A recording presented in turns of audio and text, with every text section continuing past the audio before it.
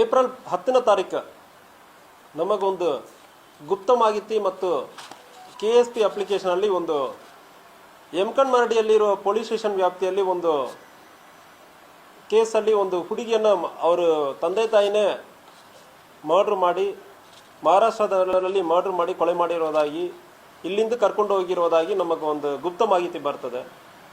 ಆ ಗುಪ್ತ ಮಾಹಿತಿ ಮೇಲೆ ವಿಚಾರಣೆ ಮಾಡುವ ಸಂದರ್ಭದಲ್ಲಿ ಕೃಷ್ಣ ಪಾಟೀಲ್ ಎಂಬುವರು, ಕೃಷ್ಣ ಪಾಟೀಲ್ ಅವ್ರ ಪರಿಚಯ ಇರೋ ಹುಡುಗಿಯೊಬ್ಬರು ಸತ್ಯವ ಎಂಬವರು ಕಾಣ್ತಾ ಇಲ್ಲ ಮತ್ತು ಅವರನ್ನು ಮರ್ಡರ್ ಮಾಡಿರಬಹುದಂದ್ರೆ ಡೌಟ್ ಮೇಲ್ಗಡೆ ಕೃಷ್ಣ ಪಾಟೀಲ್ ಎಂಬುವರು 11/4/2026 ಡೌಟ್ ಮೇಲ್ಗಡೆ ಒಂದು ಊರಲ್ಲಿ ಮಾತಾಡ್ತಾ ಇದ್ದಾರೆ. ಸತ್ಯವ ಎಂಬ ನನಗೆ ಪರಿಚಯ ಇರೋ ಒಂದು ಲೇಡಿ ಅವರನ್ನು ಕೊಲೆ ಮಾಡಿದ್ದಾರೆ ಅಂದರೆ ನನಗೆ ಡೌಟ್ ಇದೆ ಅಂದರೆ ಇಲ್ಲಿ ಒಂದು ಮಾಹಿತಿಯನ್ನು ನೀಡುತ್ತಾರೆ. ಅದು ಮೇಲ್ಗಡೆ ಒಂದು ಮರ್ಡರ್ ಕೇಸ್ ದಾಖಲಾಗಿರ್ತದೆ. ಮೃತಪಟ್ಟಿರುವ ಸತ್ಯವ ಅವರು ಫೆಬ್ರವರಿ ತಿಂಗಳಲ್ಲಿ ಕೃಷ್ಣ ಪಾಟೀಲ್ ಅವ್ರ ಜೊತೆಗೆ ಎಲೋಪ್ಮೆಂಟ್ ಆಗಿರುತ್ತೆ, ಓಡಿ ಹೋಗಿರ್ತಾರೆ. ಈ ಸತ್ಯವ ಅವ್ರಿಗೆ ಆಲ್ರೆಡಿ ಮದುವೆ ಆಗಿದೆ, 4 ವರ್ಷ ಹಿಂದೆ ಇನ್ನೊಬ್ಬರ ಜೊತೆ ಮದುವೆ ಆಗಿರ್ತದೆ.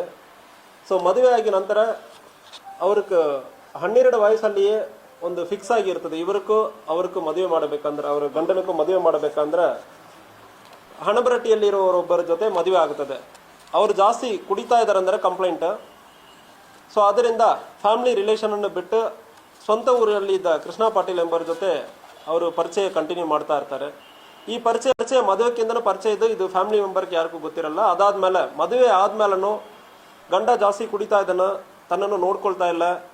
ಆ ಕಾರಣದಿಂದ ಇವರು ರಿಲೇಷನ್ಶಿಪ್ಪನ್ನು ಸ್ವಂತ ಊರಲ್ಲಿ ಇದ್ದ ಕೃಷ್ಣ ಪಾಟೀಲ್ ಎಂಬನ ಜೊತೆ ರಿಲೇಷನ್ಶಿಪ್ಪನ್ನು ಕಂಟಿನ್ಯೂ ಮಾಡಿರ್ತಾರೆ. ರಿಲೇಷನ್ಶಿಪ್ಪನ್ನು ಕಂಟಿನ್ಯೂ ಮಾಡಿ at one point of time February ತಿಂಗಳಲ್ಲಿ ಇವರು ಎಲೋಪ್ಮೆಂಟ್ ಆಗುತ್ತದೆ. ಫೆಬ್ರವರಿ 14ನೇ ತಾರೀಕು ಕೃಷ್ಣ ಪಾಟೀಲು ಸತ್ಯವ ಅವರು ಓಡಿ ಹೋಗಿರ್ತಾರೆ. ಸೊ ಎರಡು ಕಡೆ ಯಮಕನ್ಮರಡಿಯಲ್ಲಿ ಕೃಷ್ಣ ಪಾಟೀಲ್ ಮಿಸ್ಸಿಂಗ್ ಆಗಿದ್ದಾನಂದ್ರೆ ಕಂಪ್ಲೇಂಟ್ ಆಗುತ್ತದೆ. ರಾಯಬಾಗ್ ಪೊಲೀಸ್ ಸ್ಟೇಷನ್ ವ್ಯಾಪ್ತಿಯಲ್ಲಿ ಸತ್ಯವ ಅವರು ಮಿಸ್ಸಿಂಗ್ ಆಗಿರೋದು ಕಂಪ್ಲೇಂಟ್ ಆಗುತ್ತದೆ. ಸೊ ಅದಾದಮೇಲೆ ಮಾರ್ಚ್ ತಿಂಗಳಲ್ಲಿ ಇವರಿಬ್ಬರು ಪತ್ತೆ ಮಾಡಿ ಕೃಷ್ಣ ಪಾಟೀಲ್ ಸ್ವಂತ ಊರಿಗೆ ಬರ್ತಾನೆ. ಸತ್ಯವ ಅವರು ನಾವು ಈಗ ಸ್ವಂತ ಊರಿಗೆ ಹೋಗೋದು ಬೇಡ ಅಂದರೆ ಹೇಳಿಬಿಟ್ಟು ಮಹಾರಾಷ್ಟ್ರ ಕಡೆ ಸಿರಿಗೋಳ್ ಕಡೆ ಕರ್ಕೊಂಡು ಹೋಗ್ತಾರೆ. ಸಮಾಧಾನ ಮಾಡ್ತೀವಿ ಅಂದರೆ ಹೇಳುವಾಗ ಆಯ್ತಂದ್ರೆ ಇವರು ಹೋಗ್ತಾರೆ.